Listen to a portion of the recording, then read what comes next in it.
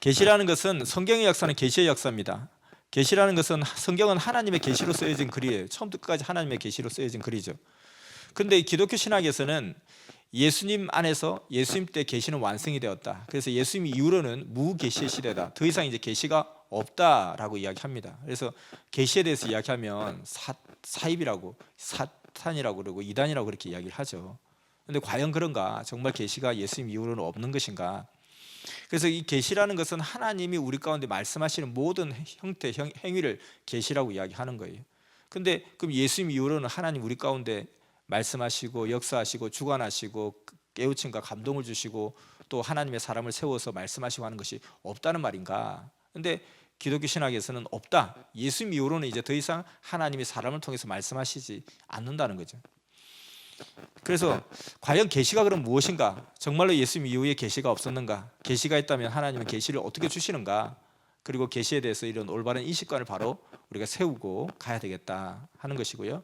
그것을 이제 오늘 말씀하는 거고, 계시를 하는 이유는 계시를 받으라는 거예요. 그러니까 계시를 받으라고 계시론을 가르쳐 주는 거죠.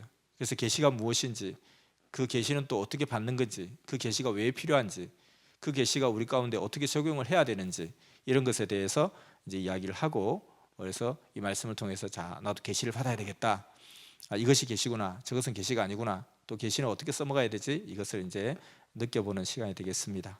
자, 계시라는 것은 하나님이 주체가 되어 가지고 하나님의 존재와 하나님의 섭리의 뜻을, 그 역사의 비밀을 사람들에게 알게 하는 방법, 알게 하는 행위, 이 모든 것을 계시라고 이야기합니다. 그래서 계시를 통해서 하나님은 하나님의 감추인 비밀을 선포하신다는 거죠. 아모스서 3장 7절의 말씀처럼 자기의 비밀을 그 종 선지자에게 보이지 않고서는 결코 행하심이 없으리라. 하나님은 어떤 일을 행하실 때 반드시 하나님의 사람에게 그것을 말씀해 주시고, 그것을 통해서, 그를 통해서 전체에게 알려주시고 그 일을 행하신다는 거예요. 그래서 계시를 통해서 하나님은 하나님의 뜻을 전달하신다는 겁니다. 그리고 계시를 통해서 하나님은 말씀을 하신다는 거죠. 그래서 계시는 하나님이 우리 가운데 나타나는 하나의 출현 양식이기도 하고, 하나님의 뜻을, 하나님의 마음을, 하나님의 말씀을 전해주는 하나의 그 모든 과정을 다 계시다, 이렇게 이야기를 할 수 있습니다. 그래서 이 계시의 종류를 보면 특별 계시, 자연 계시, 초자연 계시 이렇게 나눌 수 있는데, 이 특별 계시는 하나님의 음성, 그리고 말씀, 그리고 성경, 이렇게 나눠질 수 있습니다. 하나님의 음성이라는 것은 하나님이 직접 나타나셔서 말씀하시는 거죠. 그래서 보면 성경에 몇 군데 그런 이야기가 있습니다. 아브라함에게 나타나셔서 아브라함아, 아브라함아 하고 아브라함에게 이야기를 하세요. 그리고 모세에게도 나타나서 모세야, 모세야 이야기하죠. 에스겔에게도 나타나서 말씀하시고, 또 사무엘상에도 보면 하나님께서 사무엘을 부르시는 거예요. 그래서 사무엘이 엘리 제사장과 함께 그 회당에 있었는데, 엘리 제사장이 이제 나이가 너무 늙어가지고 이제 어린 사무엘을 이제 세우고 싶은 거예요.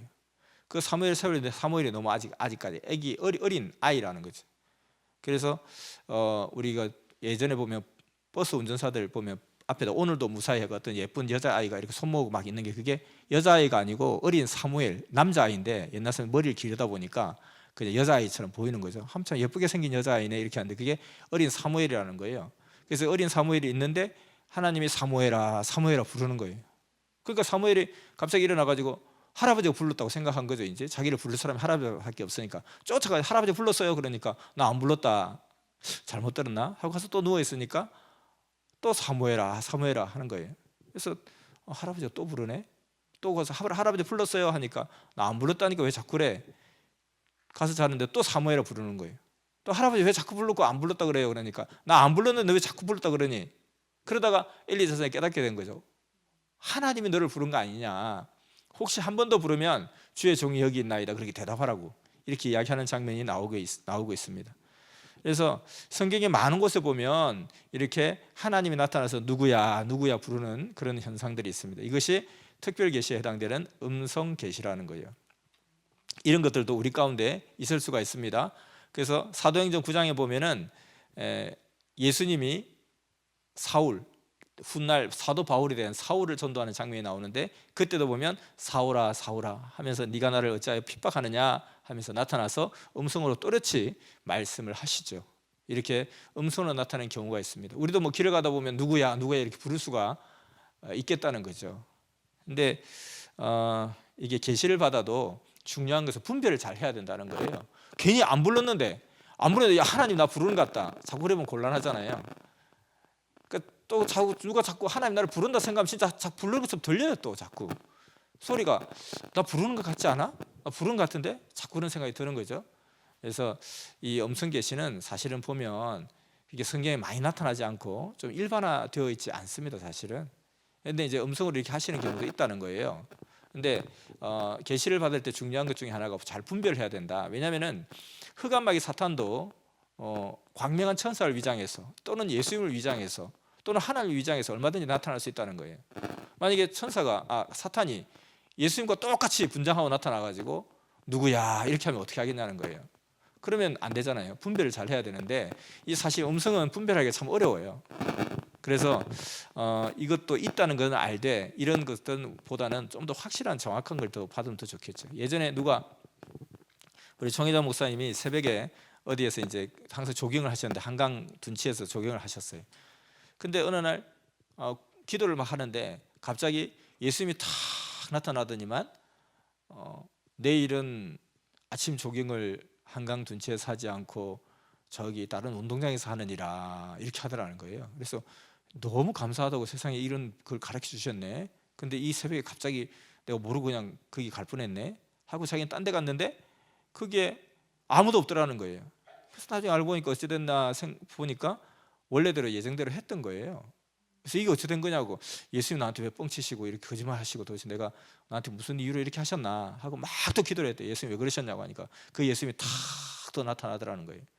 나타나더니만 갑자기 예수님 이렇게 오늘 거기 산다고 했는데 아니던데요 그렇게 하니까 아무 말도 없이 뒤로 싹 돌아서 한 걸음 가시더니만 갑자기 뒤로 획 돌아보면서 메롱메롱 하면서 날아가 버리더라는 거예요. 사탄이었죠. 사탄이 그렇게 속인다는 거예요. 그래서 우리가 항상 이와 같이 계시를 받을 때도 받는 게 참 중요한데 분별하는 게 너무너무 중요하다. 근데 이렇게 음성으로 들리는 경우도 있다. 혹시 우리 가운데도 그런 일이 있을 수도 있다는 거예요. 아브라함도 아브라함아 굉장히 이렇게 많이 이야기하시는데 보니까 한 10년에 한 번꼴로 그런 일이 있더라는 거예요. 우리 가운데도 혹시 음성이 또렷하게 들릴 수도 있습니다. 아무튼 음성으로 계시하는 게 있고요. 그 다음에는 말씀 계시, 성경 계시, 성경을 통해서 말씀하십니다. 그러니까 성경을 내가 읽다 보면 그 성경이 내게 감동을 확 준다는 거예요. 어느 날 어느 순간 어떤 성경을 읽는데 그 성경이 나한테 확 와서 꽂힐 때가 있다는 거예요. 하나님은 그와 같이 성경을 통해서 계시를 주실 수가 있다는 겁니다. 그래서 유명한 링컨이라는 사람이 원래 기도의 사람이라고 그러잖아요.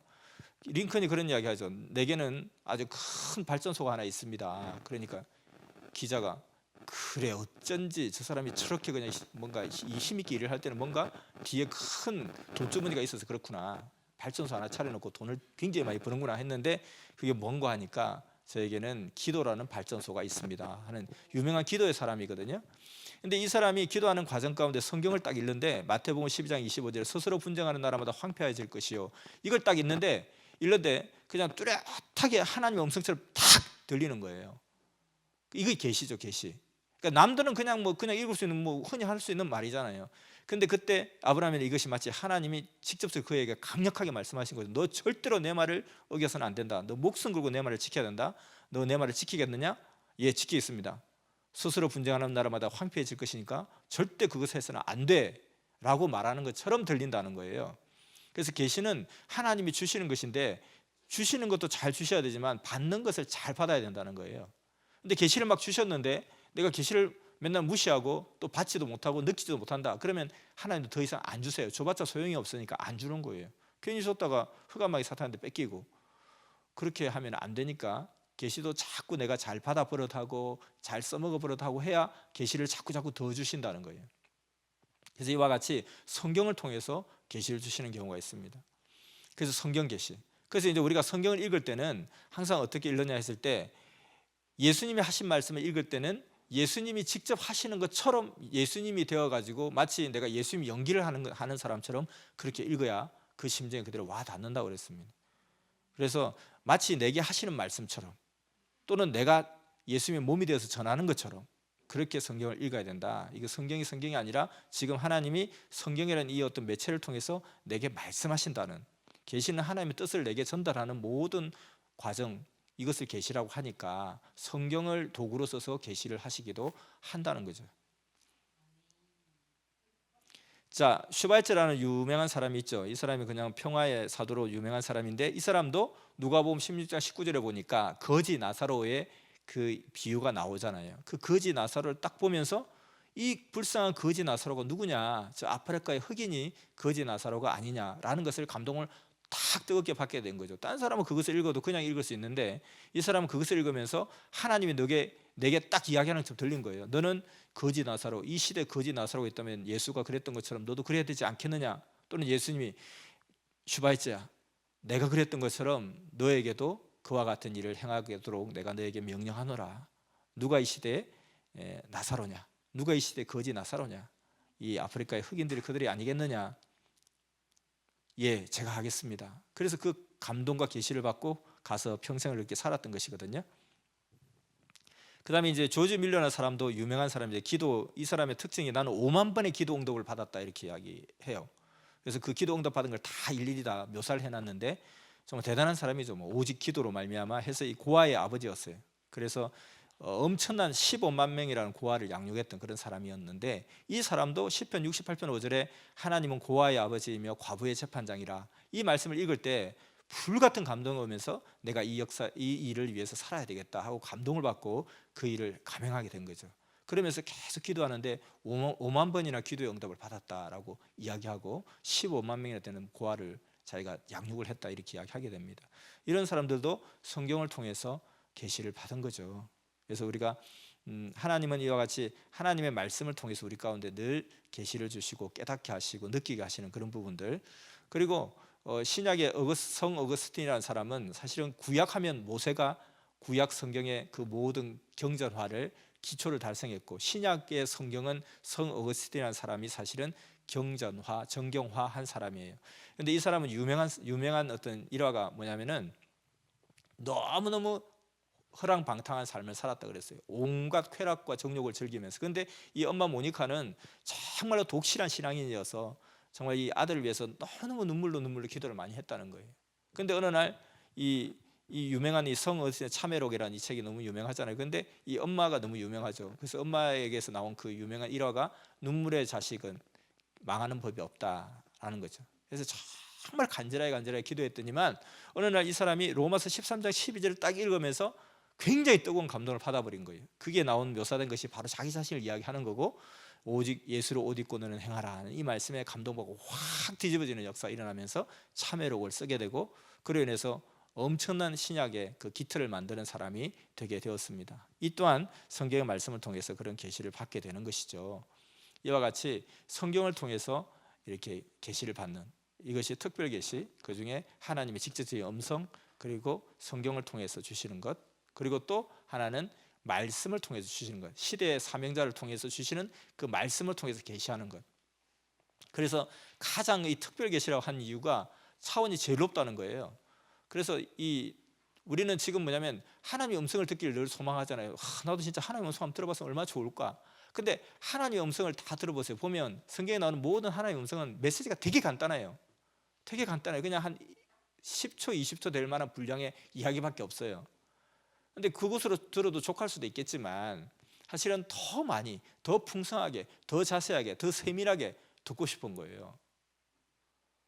그래서 그러면 그것을 어떻게 우리가 하나님의 음성을 들을 수 있느냐? 시대 하나님의 사람을 통해서 하나님 말씀하시기 때문에 하나님의 사람을 통해서 전해지는 말씀을 듣는 게 최고의 계시라는 거예요. 내가 성경을 통해서 계시 받는 것도 크죠. 그러나 성경을 통해서 받는 것도 다 내가 막 감동이 오고 깨달음이 오고 막 이것이 내 말씀이다 이렇게 들려지지 않을 때가 많다는 거예요. 근데 우리가 직접적으로 우리가 다 아는 우리의 언어로 직접적으로 그 상황에 맞게 하나하나 지침을 이야기하는 그것은 최고의 계시가 된다는 거예요. 그래서 아브라함이 하나님의 음성을 들은 게 한 10번 정도 나오는데 그것도 한 10년에 한 번 들은 거예요. 근데 대부분 다른 사람들은 뭐 하나님의 음성을 들었다는 기록이 거의 없어요. 거의 없는데 아브라함아 갈대우르를 떠나 본토지 아비의 집을 떠나 갈대우를 떠나라, 이런 거 딱 한마디예요. 한마디.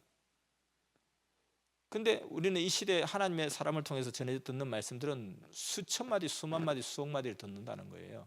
그 말씀 하나하나가 하나님이 그 입을 통해서 하시는 말씀이고 하나님이 내게만 하는 말씀이고 우리 모두 다 들었는데 아무나 다 듣는데 뭐 그게 아니라 이 말씀은 내게만 하는 말씀이다 생각하고 하나님과 나와 1대1의 관계니까 그렇게 생각한다면 이 말씀의 계시가 제일 큰 계시가 되는 거죠. 그래서 이 시대 모든 만민들이 결국 이 말씀을 정확하게 들어야 되고 그걸 통해서 주를 믿고 주의 말씀을 늘 들어야 되고 그러면 우리가 아브라함이 부럽지 않고 아브라함보다 차원이 더 높다라고 이야기할 수 있다는 거예요.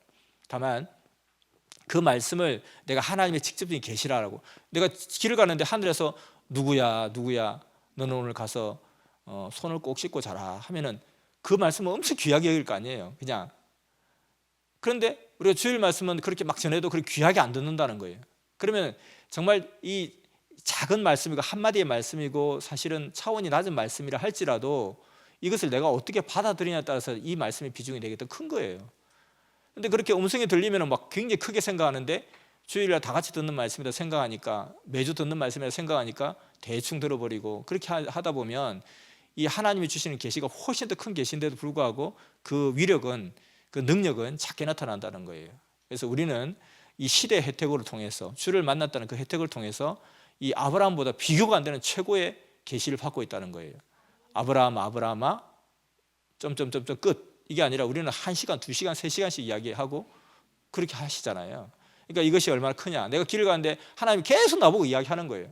우리가 어떤 뭐 누구의 어떤 큰 사람의 전화를 받았다. 내가 뭐 몇 분, 1분 전화 받았다, 2분 전화 받았다, 10분을 대화했다, 30분을 대화했다 이렇게 하는데 하나님이 나보고 계속해서 이야기하는 거예요. 계속해서 1시간, 2시간을.